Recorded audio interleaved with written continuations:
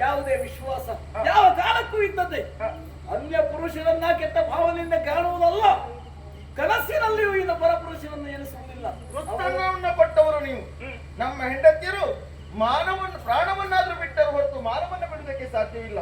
ಭಾರತೀಯ ಸಂಸ್ಕೃತಿಯ ಅಂತದ್ದು. ಅವರಿಗಾಗಿ ನಮ್ಮ ಕೊನೆ ಉಸಿರಿನವರೆಗೂ ನಾವು ಕಾಯ್ತೇವೆ. ಹೇಳುವುದಿದ್ರೆ ಹೇಳಬಹುದು, ಇಲ್ಲಿ ಮುಂದೆ ಹೋಗ್ತೇವೆ. ಅವಸರ ಮಾಡಬೇಡಿ. ನಿಮ್ಮ ಮನಸ್ಥಿತಿ ಹೇಗಿದೆ ಎಂದು ತಿಳಿದುಕೊಳ್ಳುವುದಕ್ಕಾಗಿ ಅಂತ ಒಂದು ಪ್ರಶ್ನೆ ಇಟ್ಟೆ. ಬೇಸರ ಮಾಡಿಕೊಳ್ಳಬೇಡಿ. ಹೆಂಡತಿಯ ಬಗ್ಗೆ ಅಷ್ಟೊಂದು ಅಭಿಮಾನ ಗೌರವ ಉಂಟು ಅಂತ ನಿಮ್ಮನ್ನು ಮೆಚ್ಚಲೇಬೇಕು. ಆ ಕಡೆಯಲ್ಲಿ ತಾಂಬೂಲಲ್ಲಿ ಶ್ರವಣ ಮಾಡ್ತೇನೆ, ಕೆಲವೊಂದು ವಿಚಾರಣೆ ಮಾಡ್ಲಿಕ್ಕೆ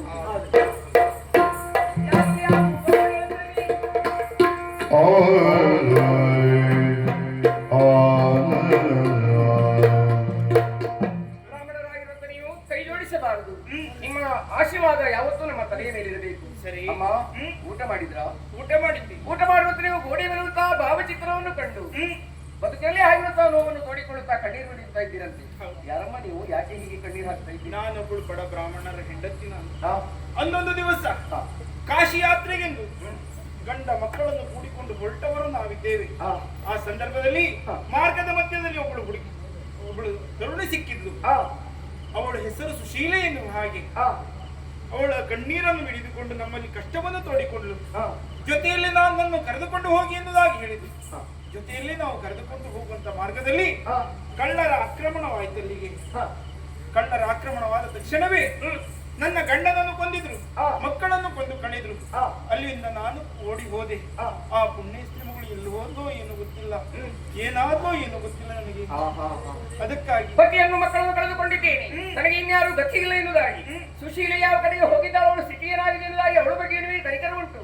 ಅಮ್ಮ, ಯೋಚನೆ ಮಾಡಬೇಡಿ, ಯಾರೂ ಇಲ್ಲ ಎನ್ನುವುದಾಗಿ ಬೇಸರ ಮಾಡಬೇಡಿ, ನೊಂದುಕೊಳ್ಳಬೇಡಿ. ನಿಮಗಾಗಿ ಈ ಕಡೆಯಲ್ಲಿ ಬೇಸರ ಮಾಡದೆ ಕೆಲವು ವರ್ಷ ಆಯಿತು ಬಿಟ್ಟ ಭೂಮಿ ಅದೇ ನಿಮ್ಮ ಹೆಸರಿಗೆ ಬಂದು ಹಾಕುತ್ತೆ.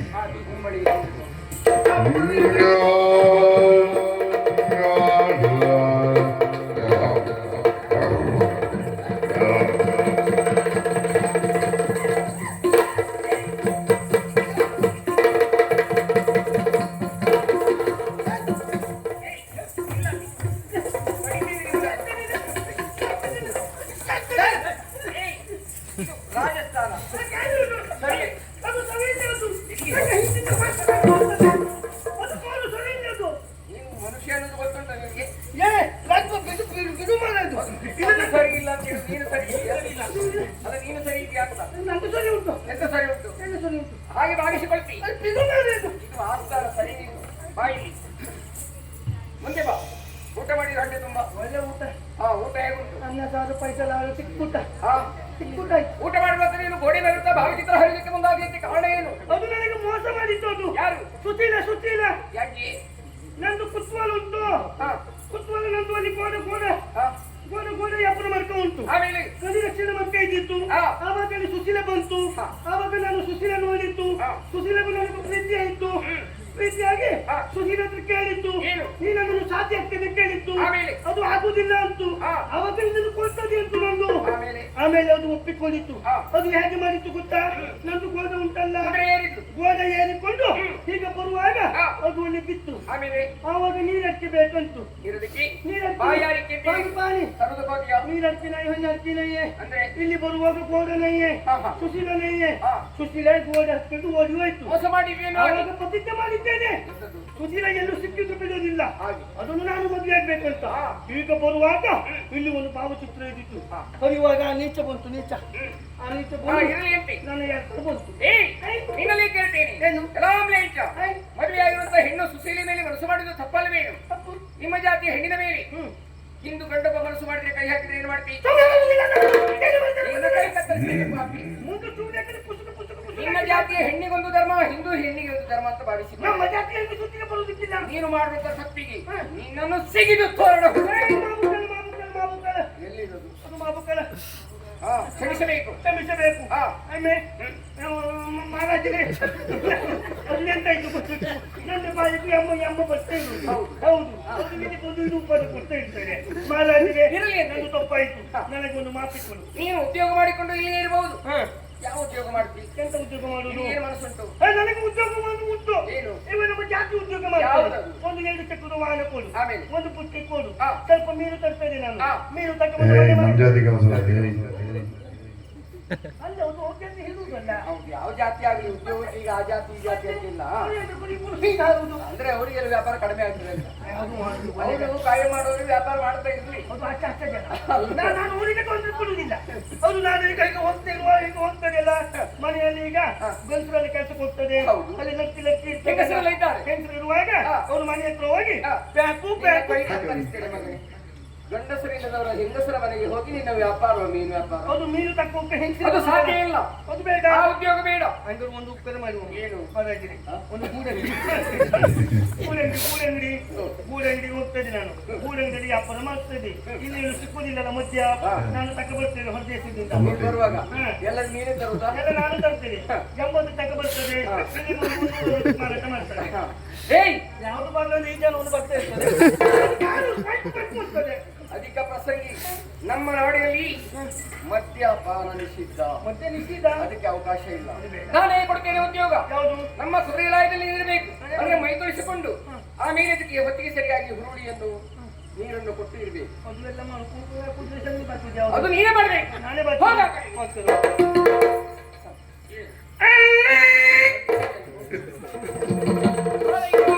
ಕಡೆ. ಊಟ ಮಾಡಿಯಾ ಬಾವಿ ಎಕರೆಯಾಗಿ ಹರಿಲಿಕ್ಕೆ ಹೋಗಿ ಉದ್ದೇಶ ಉಂಟು. ಏನು ನಾವು ನನ್ನ ಹೆಸರು ಬೆತ್ತ ಎನ್ನುವ ಹಾಗೆ ಹಾ. ನನಗೊಬ್ಬ ತಮ್ಮ ಇದ್ದ ಗುಂಡ ಎನ್ನುವ ಹಾಗೆ ನಾವು ಕಳ್ಳತನ ಹೋಗುವ ಸಂದರ್ಭದಲ್ಲಿ ಹಾ. ಅಲ್ಲಿ ಸುಶೀಲನ್ನು ನೋಡಿದೆ ನೋಡಿ ಮನಸ್ಸು ಮಾಡಿದ್ದೇವೆ ಹಾ. ಮದುವೆ ಆಗ್ತದೆ ಕೇಳಿದ್ದೇವೆ ಹಾ. ನನಗೊಬ್ಬನೇ ಸಾಕು ಅಂತ ಹೇಳಿದ್ರು ಆಮೇಲೆ ಹೊಡೆದಾಟ ಮಾಡಿಕೊಂಡು ಹಾ. ನನಗೆ ಬೇಕು ಎನ್ನುವ ಹಾಗೆ ಸಿಟ್ಟಿನ ಬರದಲ್ಲಿ ತಮ್ಮನ್ನು ಕೊಂದೇ ಬಿಟ್ಟೆ ನಾನು ಆಮೇಲೆ ಆಮೇಲೆ ಸುಶೀಲನ್ನು ನೋಡಿದ ಸುಶೀಲ ಸಿಗಲಿಲ್ಲ ಹಾ.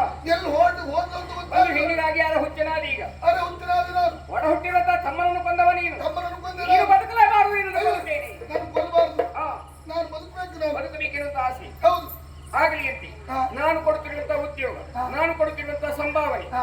ಹಾಕುತ್ತಿರುವಂತ ಊಟ ಅದು ಮಹಾಪ್ರಸಾದ ಅಂತ ಅಲ್ಲ ಕಳ್ತನ ಮಾಡ್ತೇನೆ ನಾನು ಕಳ್ಳತನ ಮಾಡು ಕಳ್ಳತನ ಮಾಡೋದಕ್ಕೆ ಅವಕಾಶ ಇಲ್ಲ ನಮ್ಮ ರಾಜ್ಯ ರಾಮರಾಜ್ಯ ಆಗಬೇಕು ಅಲ್ಲಿಗೆ ಇನ್ನು ಅದಕ್ಕೆ ಅವಕಾಶ ಇಲ್ಲ ಆಗಲಿ ನೀನೇನು ಮಾಡ್ಬೇಕೆನ್ನೋದನ್ನ ಹೇಳ್ತೇನೆ ಆಯ್ತು. ನಿಶ್ಚಿಂತೆಯಿಂದ ಹೋಗು ಆಯ್ತು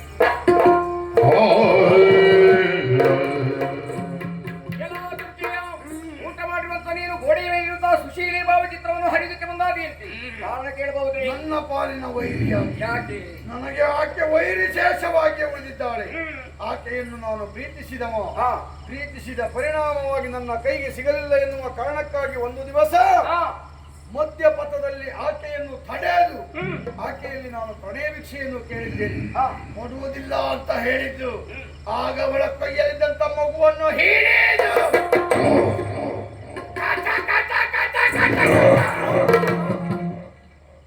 ಅದಕ್ಕೆ ಅವಕಾಶ ಇಲ್ಲ ಶಿಕ್ಷೆಗೋ ರಕ್ಷೆಗೋ ಅಧಿಕಾರಿ ನಾನಿದ್ದೇನೆ ಅವನಿಗೆ ಶಿಕ್ಷೆ ನಾನು ಕೊಡ್ತೇನೆ ನೀವು ನಿಮ್ಮ ಸ್ವಸ್ಥಾನದಲ್ಲಿ ಇರಬಹುದು ಅಯ್ಯ ಅನಂತ ಸೇನಾ ವರದಿಯಾಗಿರುವಂತಹ ಸಂಧ್ಯಾವಳಿಯನ್ನು ಕಳೆದುಕೊಂಡಿದ್ದೇನೆ ಎಂದಾಗಿ ದುಃಖಿಸ್ತಾ ಇದೆಯಲ್ಲ ಹೌದು ಇತ್ತೀಚೆಗೆ ಹೆಣ್ಣುಗಳು ಬಂದು ನನ್ನಲ್ಲಿ ಆಶಯ ಕೇಳಿದ್ದಾಳೆ ಅವಳನ್ನು ಕಳುಹಿಕೊಡ್ತೇನೆ ಇನ್ನು ಹೆಂಡತಿಯಾದರೆ ಒಪ್ಪಿಕೊಳ್ಳಬಹುದು ಯಾರಲ್ಲಿ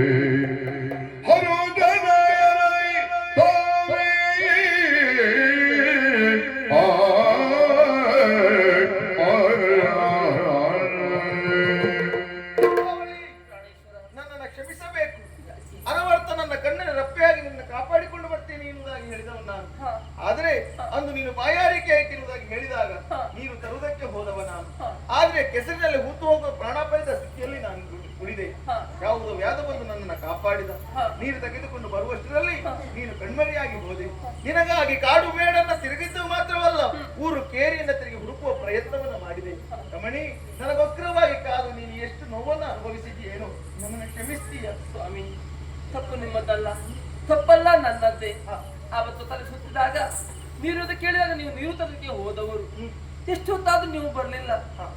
ಹಾಗಂತ ನನ್ನ ಅನಂತ ಸೇನೆಯಲ್ಲಿ ಹೋದ ಕಾರಣಕ್ಕಾಗಿ ನೀವೇ ಒಂದು ವಿಮಾನ ಮಾರ್ಗವಾಗಿ ನಾನು ಬಂದೆ. ಬರುವಾಗ ಅದೇ ಸುತ್ತ ಹಾಗಾಯ್ತು. ಅದೇ ವಿಮಾನವನ್ನ ಕೆಳಗಿಳಿಸಿದೆ ನಾನು. ಆಮೇಲೆ ನನ್ನನ್ನು ಬೀಳುತ್ತಿದ್ದ ನನ್ನನ್ನ ತಗದವರು ಬೇರೆ ಯಾರಲ್ಲ, ಯಾರನ್ನ ಕಾಪಾಡಿದ್ದು? ಸುಶೀಲ ಮಹಾರಾಜರು. ಸುಶೀಲ ಮಹಾರಾಜ? ಹೌದು. ಆಮೇಲೆ ಅವರಲ್ಲಿ ಜೊತೆಯಲ್ಲಿದ್ದಾಗ ಗಂಡು ಮಗುವಿಗೆ ಜನ್ಮವನ್ನು ಕೊಟ್ಟವಳು ನಾನಾಗಿದ್ದೇನೆ. ಈ ಮಗುವನ್ನು ನೋಡಿ ಇದು ನಮ್ಮಿಬ್ಬರ ಪ್ರೀತಿಯ ಸಂಕೇತವಂತಾಗಿ ಪ್ರೀತಿಯ ಸಂಕೇತ. ಅಂದು ದೂರ ಆಗಿದ್ದ ನಾವಿಬ್ಬರು ಈಗ ಒಂದಾಗಿದ್ದೇವೆ.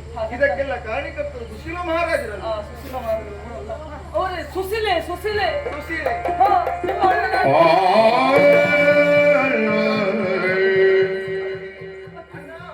ನೋಡಿದೆಯಾ, ಇದುವರೆಗೂ ಮಾರುವೇಷದಲ್ಲಿದ್ದಂತ ಸುಶೀಲ ಮಹಾರಾಜರೇ ನಿನ್ನ ಹಿಂದಕ್ಕೆ ಸುಶೀಲೆಯಂತೆ. ಆ ದೇವರ ಅನುಗ್ರಹದಿಂದ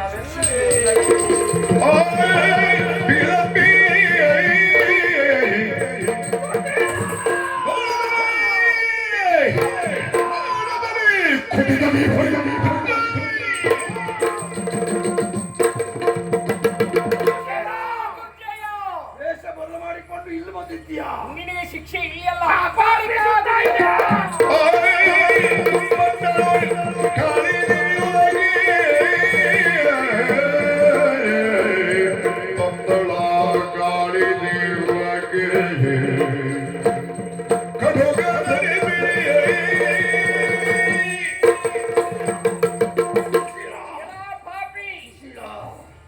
ನೋಡಿದೆಯಾ ಈ ಸ್ಥಳದ ಪರಿಚಯ ಉಂಟಾ? ಆ ಹೊತ್ತು ನನ್ನ ಮಾರ ಕಳೆಯುವುದಕ್ಕೆ ಮುಂದಾಳುವ ನನ್ನ ಮಗನ್ನು ಕಡಿಮೆ ಚೆಲ್ಲಿರುವಂತಹ ಪರಿಸರ ದೇವಿಯ ಆಲಯ ಜಗನ್ಮಾತೆ ಎಲ್ಲವನ್ನು ನೋಡುತ್ತಾ ಇದ್ದಾಳೆ. ಈಗ ಕೇಳ್ತೇನೆ ನಿನ್ನಲ್ಲಿ, ಏನು ನಿನ್ನ ಕೊನೆಯ ಆಸೆ ಏನು? ಮತ್ತೆ ನಮ್ಮ ಜೀವನದಲ್ಲಿ ಸೇರಿಸಿಕೊಂಡವಲ್ಲ. ಒಂದೋ ನಿನ್ನ ಭೋಗ, ಇಲ್ಲವಾದರೆ ದುರ್ಜಯನ ಪ್ರಾಣ ತ್ಯಾಗ.